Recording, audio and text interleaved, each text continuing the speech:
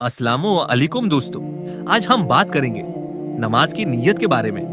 एक ऐसी चीज जो बज़ाहिर दिल में होती है मगर उसी पर हमारी इबादत का दारो मदार है। नीयत का मतलब है दिल से इरादा करना कि मैं कौन सी नमाज किस वक्त किस मकसद के लिए अदा कर रहा हूँ। रसूल अकरम ने फरमाया, अमाल का दार व मदार नीयतों पर है और हर शख्स को वही मिलेगा जिसकी उसने नीयत की।